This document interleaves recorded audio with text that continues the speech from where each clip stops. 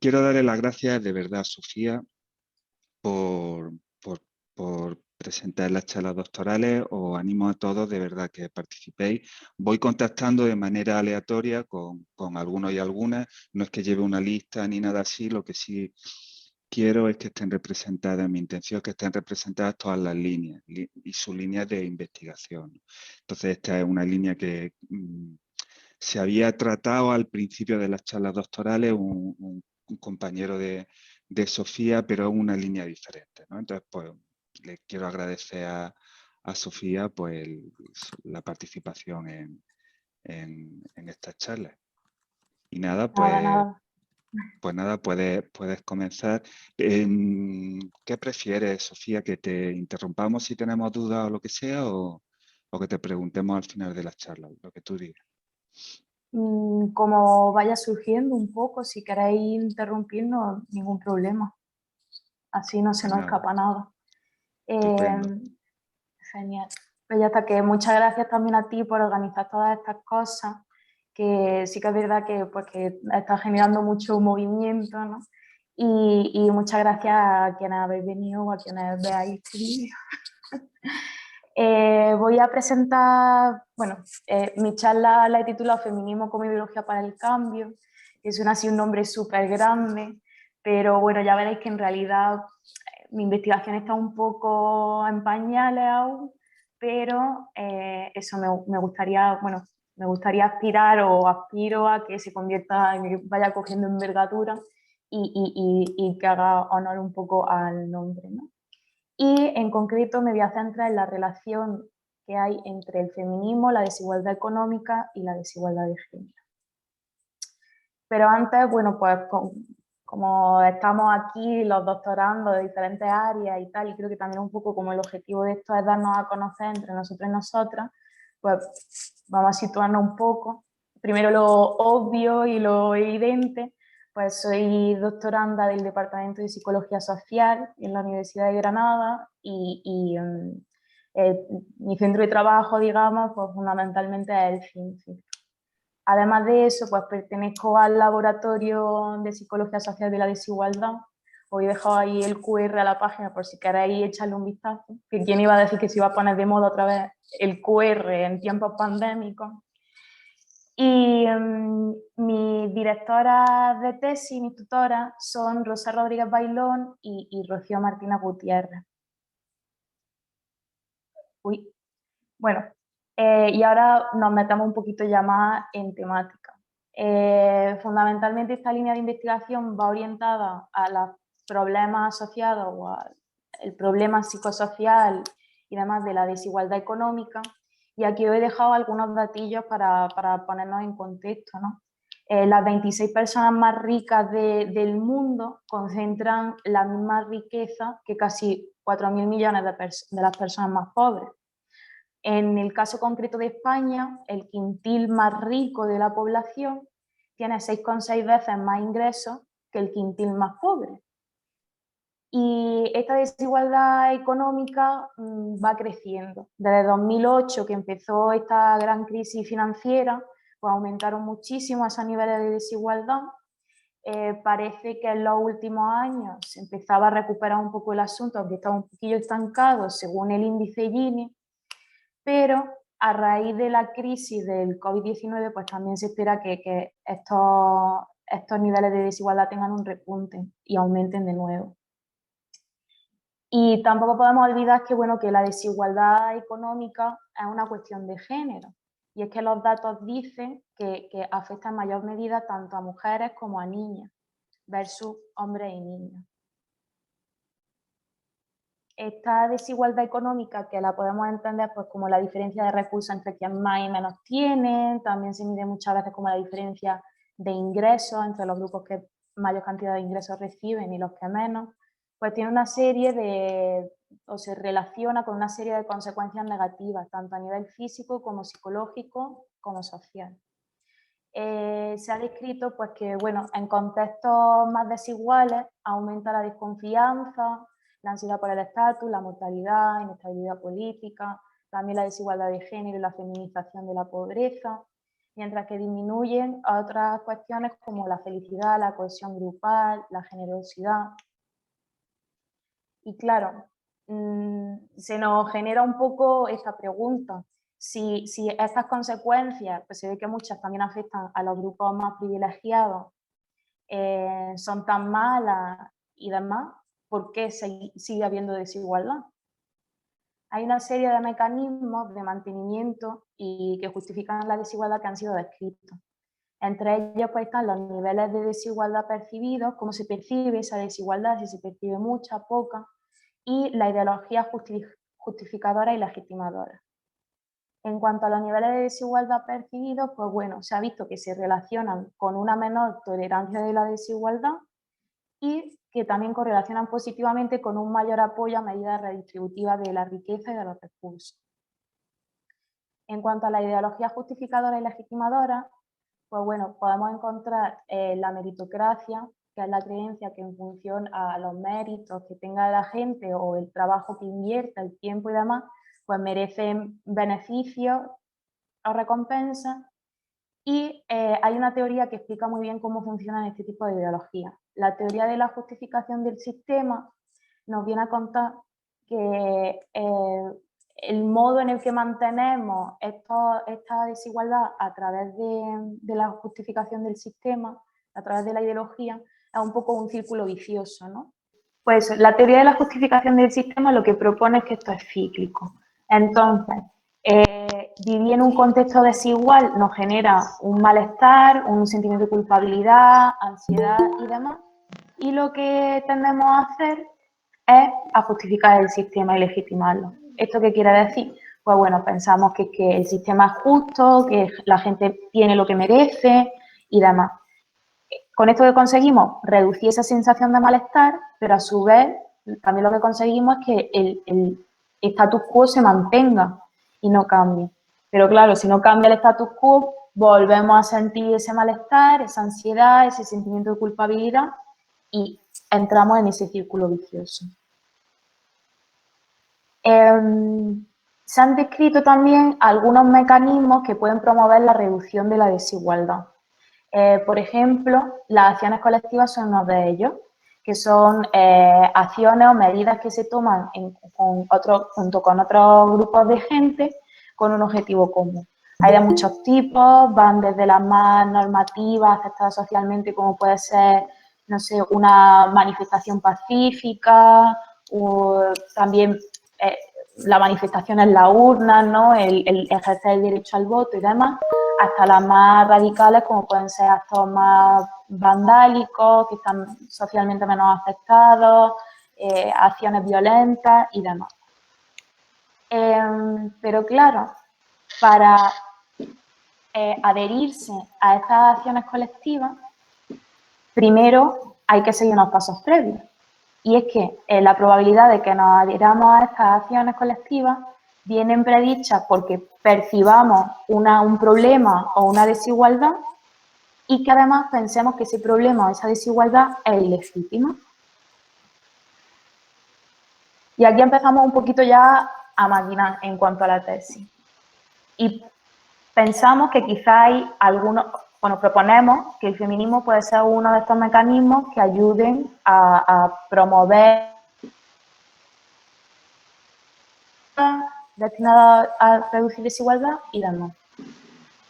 Cuando hablamos de feminismo, hablamos de un movimiento político en el sentido más amplio de la palabra, tanto a través de manifestaciones más formales, programas políticos de partidos y demás, como acciones más, no sé, del día a día, ¿no? También mucha gente lo define, como por ejemplo Bell Hooks, como un acto revolucionario o como una forma de concebir el sistema y una lucha que lo que busca es destruir el status quo que existe. Como veis, pues no podemos hablar de un único feminismo, hablamos de muchos feminismos, hay muchísimas corrientes del feminismo, aunque sí que muchas de ellas, la gran mayoría, comparten ciertos aspectos. Por ejemplo, que hacen incidencia y visibilizan la desigualdad de género, y también que tienen una perspectiva interseccional. ¿Esto qué quiere decir, la interseccionalidad? Pues bueno, tiene en cuenta que diferentes ejes de desigualdad pueden interaccionar entre sí y dar lugar a nuevas desigualdades. Pues, por ejemplo, pues tenemos la etnia y el género. No es lo mismo ser una mujer paya que una mujer gitana.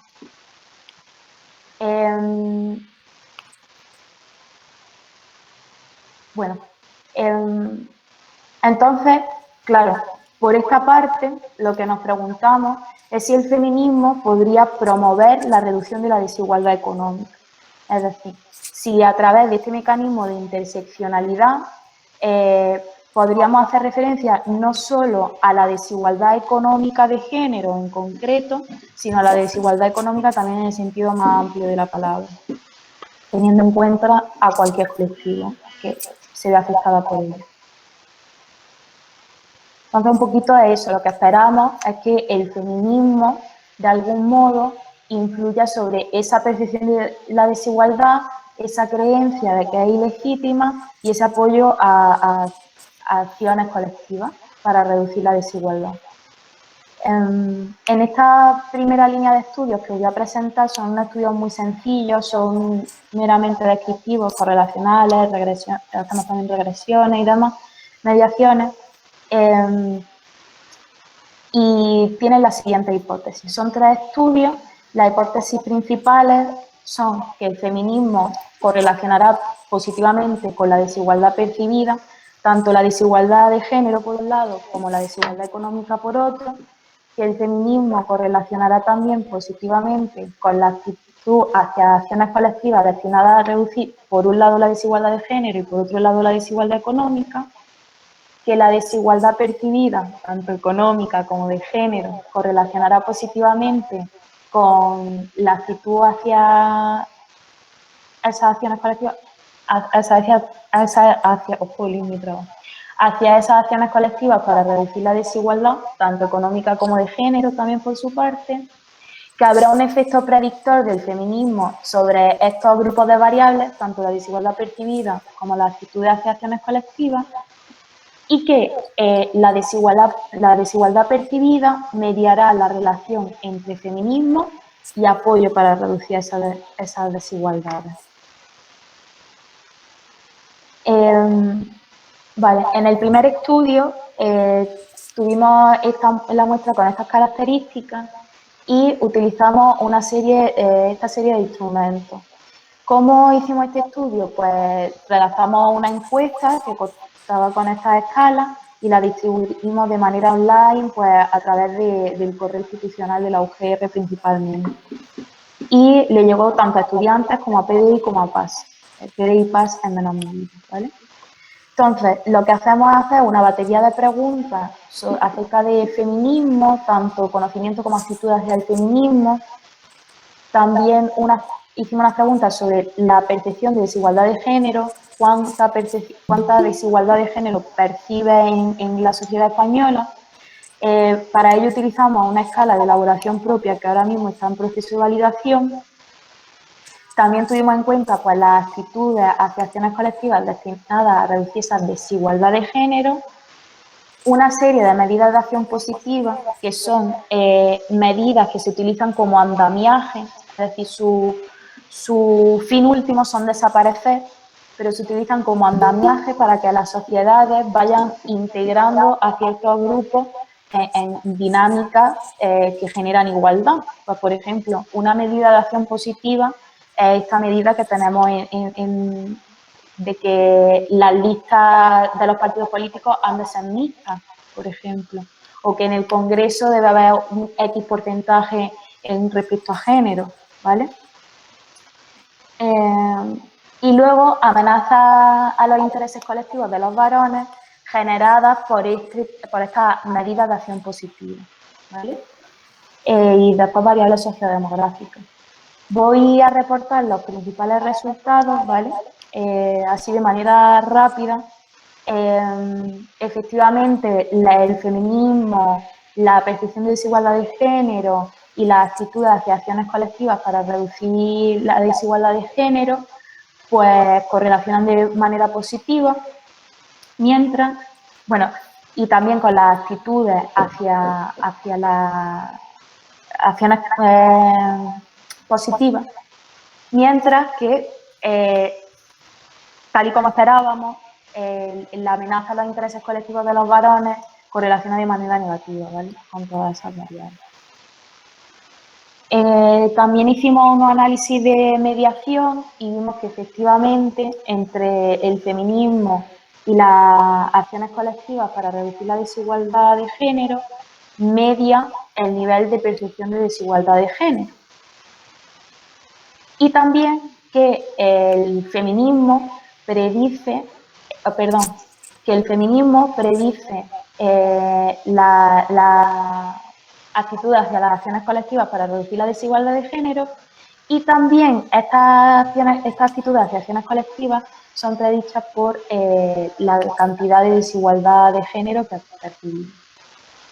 En el estudio 2 hicimos una cosa muy parecida, pero ahora, en lugar de medir la desigualdad de género, medimos la desigualdad económica percibida a través de una escala que desarrolló Juan Diego, nuestro compañero también de laboratorio.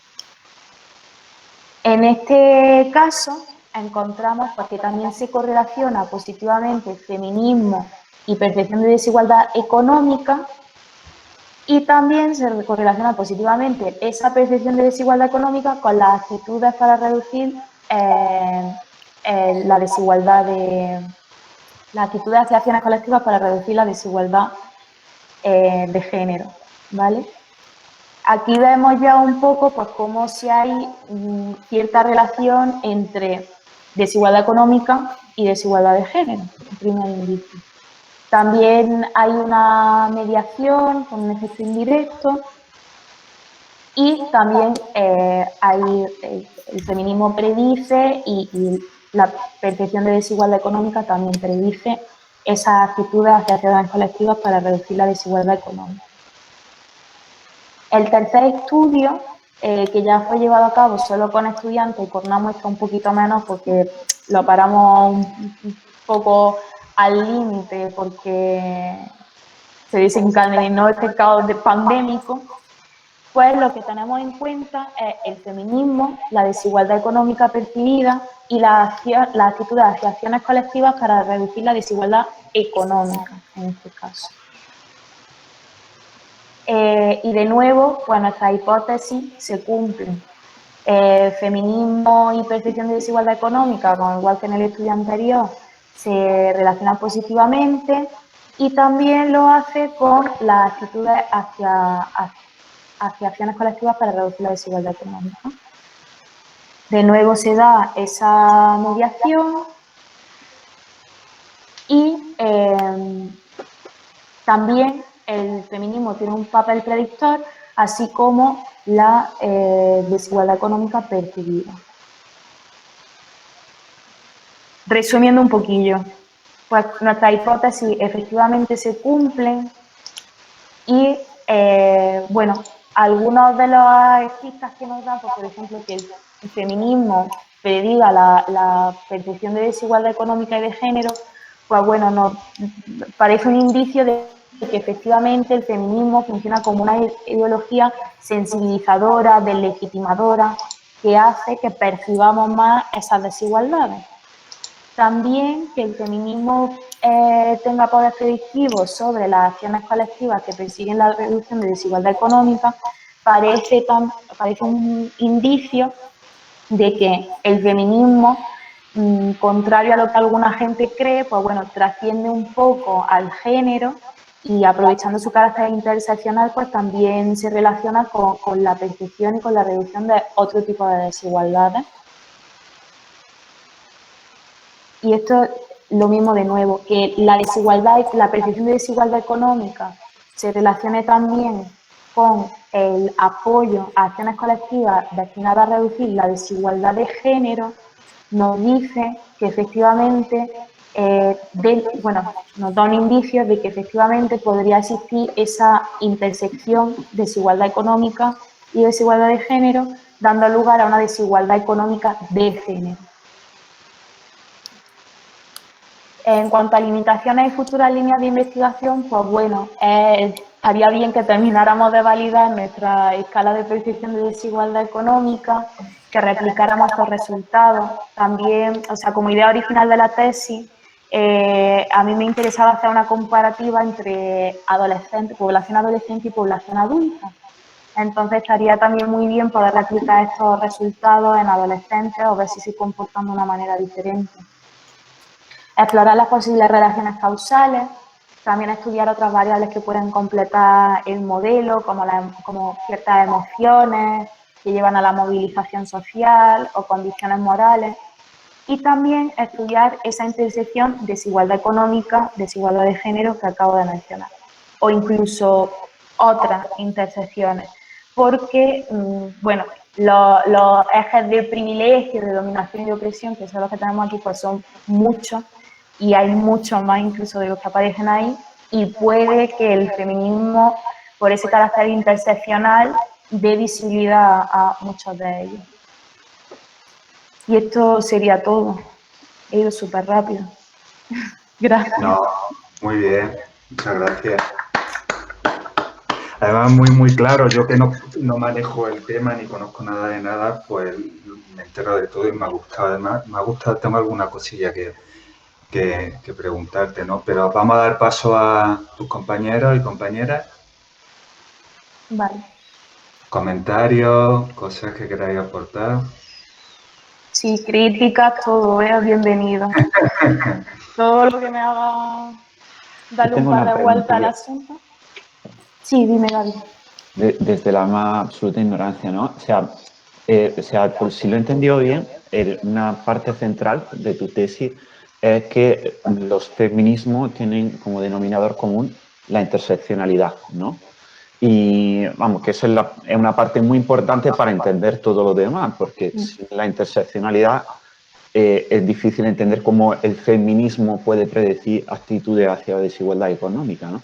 Pero claro, me pregunto yo, ¿todo el mundo estaría de acuerdo con decir que todos los feminismos tienen a la interseccionalidad como parte de su discurso? Porque me parece, por los discursos que se escuchan a veces en los medios, que hay algunas personas que se definen como feministas, pero para nada parece que en su discurso aparece esto de la interseccionalidad. Entonces, no sé qué opinión tienes tú al respecto. Sí, totalmente. O sea, estoy totalmente de acuerdo con lo que tú planteas.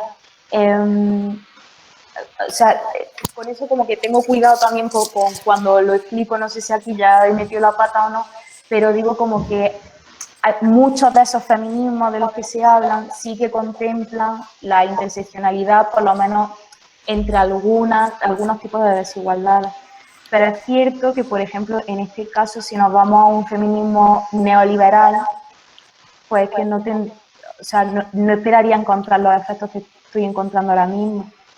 Sí que es cierto que como medimos el feminismo en estos estudios, pues bueno, ayer lo hablaba con un compañero, quizá un poco naif, ¿no? Porque es en un sentido muy amplio, soy feminista, el feminismo persigue una igualdad, o también hay algunos ítems inversos sobre conocimiento del feminismo, como el feminismo lo que quiere es la superioridad de las mujeres, y cosas así. Y estaría bien que exploráramos un poco cómo filtrar esos diferentes tipos de personas feministas, ¿no? Y esos diferentes tipos de feminismo. Pero es una cosa, no sé, que hay que hacerla, pero que es complicada y delicada. O sea, ahora mismo no sé cómo abordar eso. Algunas veces hemos planteado, pues, por ejemplo, introducir escalas de otras ideologías, por ejemplo, ideología neoliberal, que creo que es la que más problemas nos daría aquí, y hacer grupos en función de las puntuaciones que tengan tanto en feminismo como en ideología neoliberal, y ver cómo se comportan esos grupos. No sé si respondo un poco. Sí, sí, totalmente, vamos, que era justo eso lo que estás comentando, ¿no? Lo que estaba yo pensando, que me imagino que tiene que ser complicado de definir y sobre todo, o sea, lo que me planteo es cuál sería la mejor estrategia, ¿no? Porque, claro, decir el feminismo es solo interseccional, claro, excluye como a toda esa parte de gente.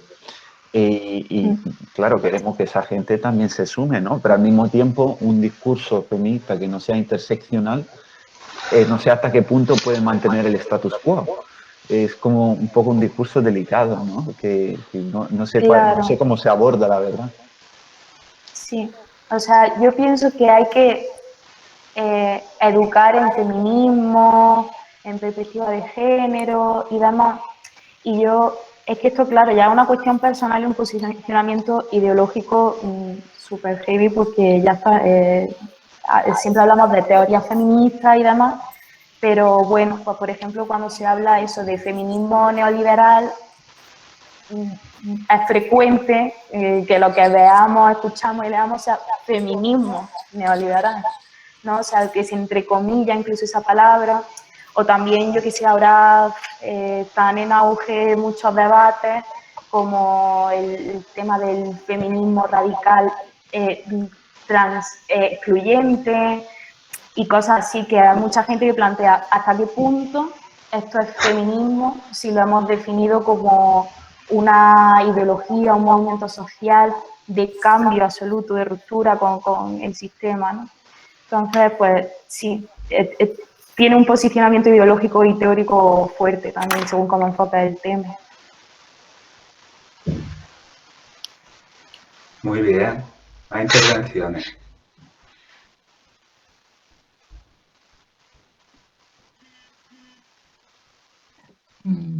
Venga, voy a lanzarme, Sofía. Alba. Bien, A bien, ver, Alba. no sé esta reflexión, a ver, bueno, primero de todo que me ha encantado y que espero que te vaya muy bien en tu tesis. Gracias, Porque yo muchas gracias. desde lo personal y lo emocional creo que sí, que el feminismo es un arma de cambio, una herramienta de cambio.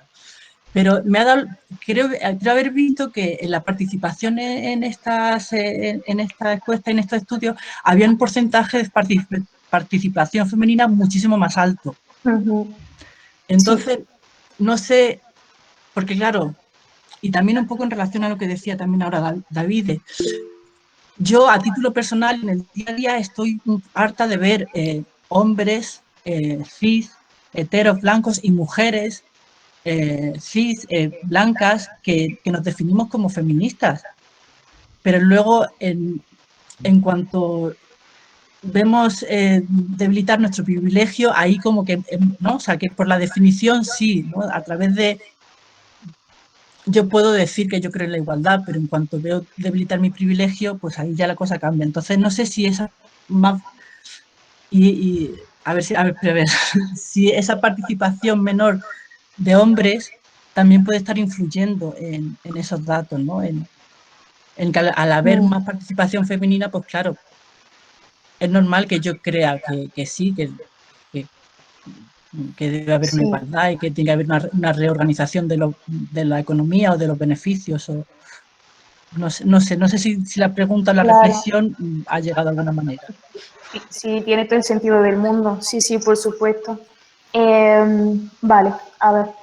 En cuanto a las características de la muestra, ya está, es otra de las limitaciones de nuestros estudios. Además es que en general, para todo, suele haber mucha más participación femenina que masculina, ¿verdad? Por parte de las mujeres que de los hombres. Entonces, recoger muestras y muestras grandes es como, o sea, esa es una lucha que la gente que trabajamos así con muestras importantes, incluso la gente que trabaja con muestras pequeñas, así que seguro que antes llegáis al cupo de mujeres que de hombres si tenéis establecido un cupo en cuanto al sexo o al género, ¿no? Y bueno, pues sí, eso puede ser una limitación. También, por supuesto, el tema de a quién afecta este tipo de desigualdades y la pérdida de privilegios. Pero creo que es un problema que hay con todas las desigualdades. También cuando hacemos estudios solo de desigualdad económica, y en función también de las creencias que tenga la gente, también esa propia ideología en sí, pues la visión cambia mucho, las respuestas cambian mucho y no se dan los datos porque son sus respuestas y es así, pero sí que es más difícil como involucrar a la gente, porque además como que es una cosa muy estática a la que hay que entrar con mucha mano izquierda, ¿no? Para intervenir sobre una ideología como tal, un sistema de creencias, modificarlo. Por supuesto los datos pueden estar... Sí, sí.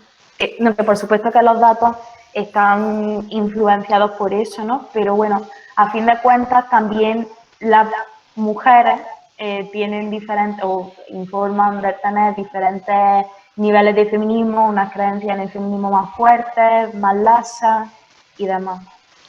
Y había algo más que te quería decir.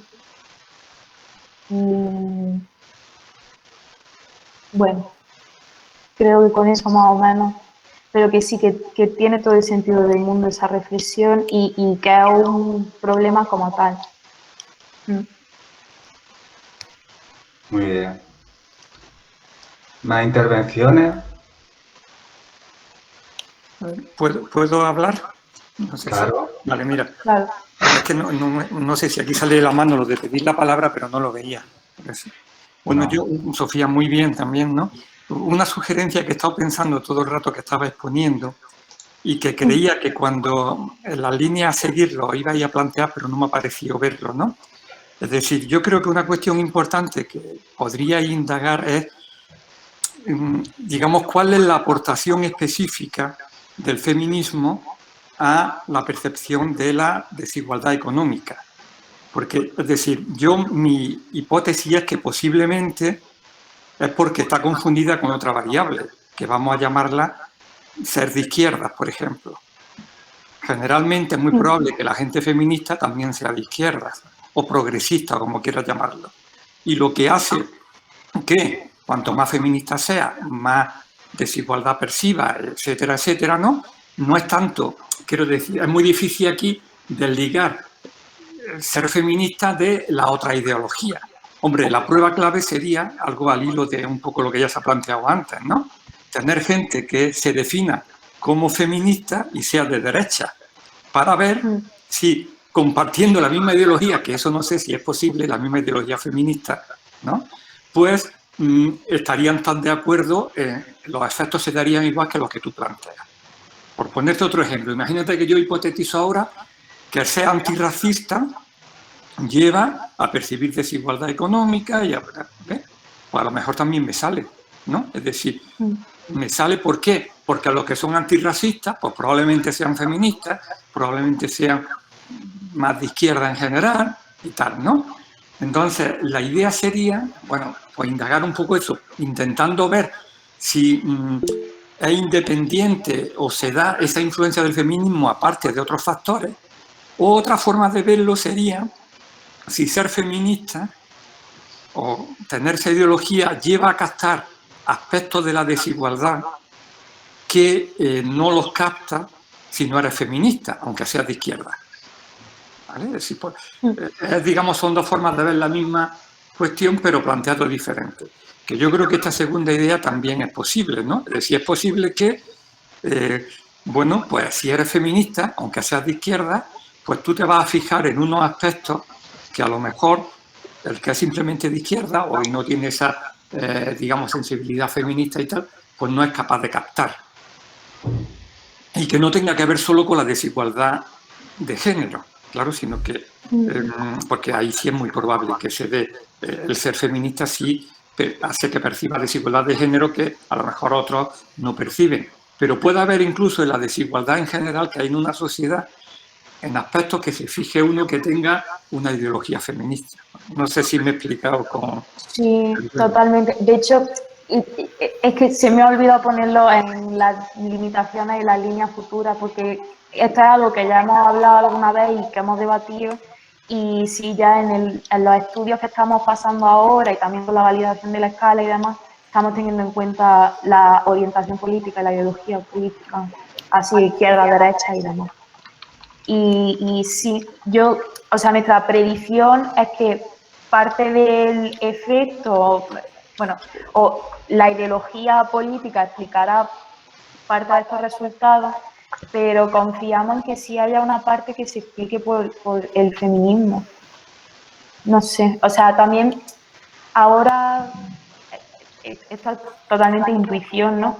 Pero se están dando unos contramovimientos muy fuertes desde el marxismo y así, que van muy a la carga con el tema del feminismo, ¿no?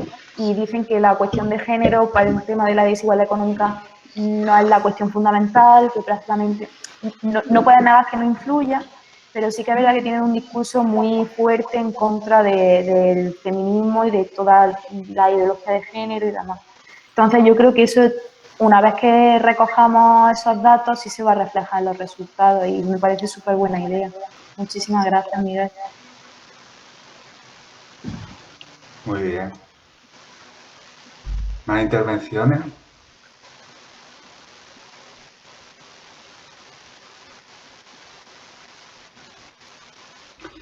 Mira, Sofía, yo tengo una pregunta, una sugerencia, que a lo mejor es una tontería, ¿no? Pero antes te voy a hacer un resumen a ver si yo me he enterado, que no soy del tema en absoluto. Aquí hay ricos y pobres, y entonces, para intentar evitar esto, lo importante es que la gente sea consciente, es decir, perciba que hay ricos y pobres, que hay una desigualdad, ¿no? Entonces, tenemos eso por un lado y luego, por otro lado, tenemos que hay gente que es feminista y que es más sensible, es decir, percibe porque hay desigualdad de género. Hay diferencia entre chicos y chicas. Entonces, lo que tú quieres es demostrar que hay relación entre las dos cosas. Es eso. Que si Claro, tú eres feminista, entonces tú vas a ser también más sensible a, oye, hay diferencia entre ricos y pobres, percibir diferencia en desigualdad económica.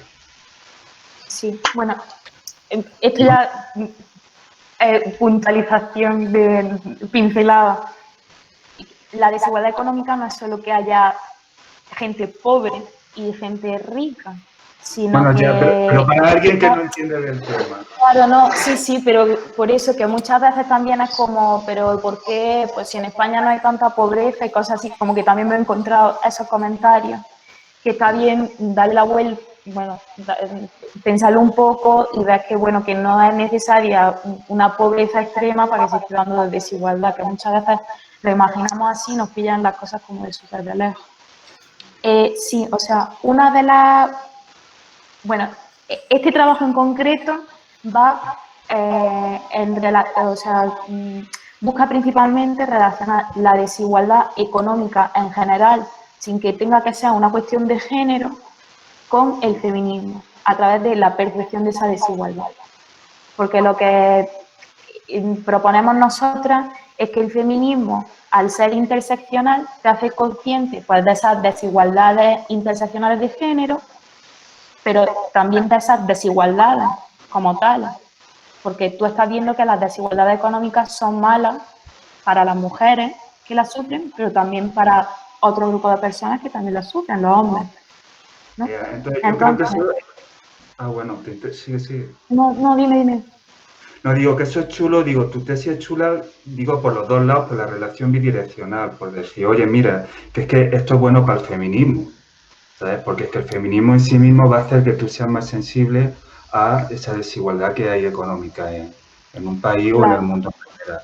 Y luego, además, por otro lado, es bueno enseñar para decir, oye, es que si tú eres sensible a ricos y pobres, pues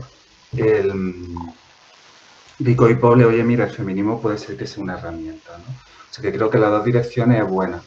Pero, digo, la cosa sería, digo, ¿podría implementar algún tipo de cosa? Que creo que hay un montón de cursos sobre feminismo, ¿no? Para intentar favorecerlo. Es decir, o por lo menos darlo a conocer en la gente, ¿no? Digo, ¿se os ha ocurrido, podría implementar algún tipo de una evaluación previa de gente que va, por ejemplo, a un curso de feminismo, luego tiene el curso de feminismo, luego ve si ha cambiado las ideas que tiene sobre el feminismo y ver si eso tiene un cambio en la percepción de desigualdad económica que tiene esa gente? ¿Sabes? Hacer un estudio más experimental, un prepo. Cursos de feminismo hay un montón, entonces hay una escala antes del curso de feminismo, pues sobre la idea de feminismo, pero también sobre cómo perciben ellos la desigualdad económica. Y luego mirar qué pasa después de ese curso. Un curso a lo mejor de 70 horas o o de lo que sea. Además, que eso Sí. sería, si lo hacéis, es que sería además chulo en sí mismo, aunque no encontréis nada, porque es que lo que estáis haciendo es, oye, hacer un curso de feminismo, o sea, que sería, en sí mismo sería chulo, ¿no?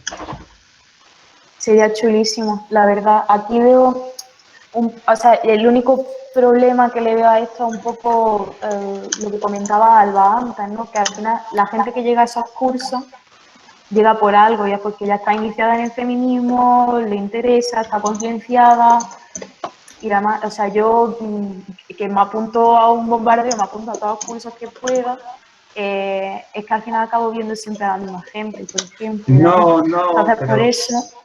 pero podrías, por ejemplo, hacer un curso que se oferta a los estudiantes de doctorado y que le da puntos. Y entonces mucha gente que va a los cursos pues porque es bueno para el currículum. Entonces ahí sí te puedes encontrar gente que, oye, que diga, mira, yo voy a hacer este curso porque es que es una línea más en el currículum. A mí me importa un pito la diferencia entre hombres y mujeres, pero yo me lo da. Entonces ahí te vas a encontrar gente que es que pues no tiene interiorizado el feminismo y va a encontrar variabilidad. Yo creo que podría encontrar variabilidad. Si de alguna manera no fuerza la inscripción al curso, pero sí que tiene algún tipo de incentivo que haga que gente variable pueda ir a ese curso. Está súper bien pensado. Yo lo había pensado también, sobre todo, en adolescentes en institutos, porque veo que es la población más accesible para hacer este tipo de intervenciones siempre y cuando el colegio te dé el visto bueno, que esa es otra movida que ya llevo alguna, ¿no? De que me dicen, esta preguntilla que le vas a hacer al alumnado, me van a ver los padres cabreados y esas cosas. Pero sí, por supuesto. Muy buena sugerencia, Pedro, gracias. Bueno, ¿más cosillas? Bueno, pues vamos a aplaudir a Sofía, que se lo merece, especialmente con todo lo que ha pasado. Gracias. Bueno, Sofía, nada, me ha gustado muchísimo, además yo es que estoy especialmente sensibilizado con estas cosas, entonces me ha gustado mucho el tema. Además es que, como siempre digo, es que a mí me sirven estas charlas para yo formarme, porque yo no entiendo de estas líneas, ¿no? Entonces me gustan especialmente las líneas en las que yo no conozco, en las que no estoy formado. Y nada, lo vamos a dejar aquí, se ha alargado mucho, perdonad de verdad por el problema de conexión. Intentaré evitar que pase con Zoom en el futuro. Y nada, lo dejamos aquí. Recordar que el lunes a las 5 de la tarde tenemos charlas interdoctorales entre la Universidad de Málaga y la Universidad de Granada. Os animo a que participéis también.